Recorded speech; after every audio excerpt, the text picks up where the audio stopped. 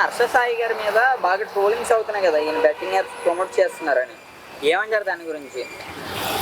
నువ్వు హర్ష సాయి తప్పు చేస్తాడు నువ్వు అనుకున్నప్పుడు ఎందుకు మాట్లాడుతున్నావు ఆయన గురించి? మాట్లాడమ్మా అని. ఇప్పుడు నువ్వు ట్రోల్ చేస్తున్నావు, ఇంకా ఫేమ్ అయ్యేది ఎవరు? హర్ష సాయే కదా.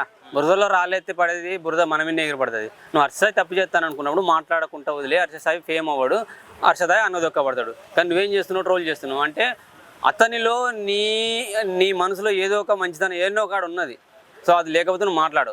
సో నువ్వు కూడా ఒక విధంగా సపోర్ట్ చేస్తున్నట్టే లెక్క. హర్ష సాయి తప్పు చేస్తున్నప్పుడు అతని గురించి నువ్వు మాట్లాడుతున్నావు అంటే అతను నువ్వు సపోర్ట్ చేస్తున్నట్టే లెక్క. సో అంటే నువ్వు కూడా నీదే తప్పు. సో నెక్స్ట్ హర్ష సాయి ఇంకో మాట కూడా చెప్పిండు, ఏమని?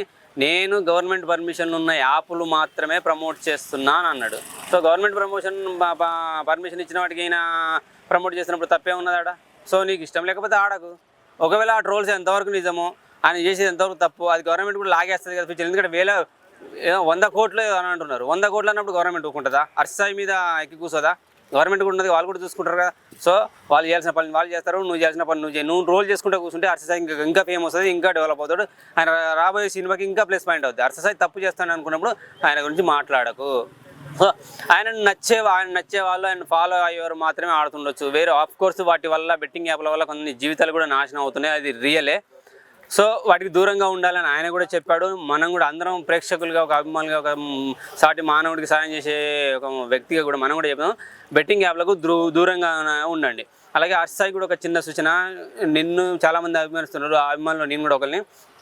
భయ్యా, సమాజానికి ఉపయోగపడే మంచి పనులు చేయండి. బెట్టింగ్ యాప్ల వల్ల నిన్ను అంటే నువ్వు ప్రమోట్ చేయడం వల్ల కూడా నిన్ను ఇష్టపడే వాళ్ళు ఉంటారు కదా. సో వాళ్ళు కూడా ఆడే అవకాశం ఉంటుంది. అంటే మనోడే చేయగలిగింది మనం ఎందుకు చేయకూడదు అనుకుంటారు.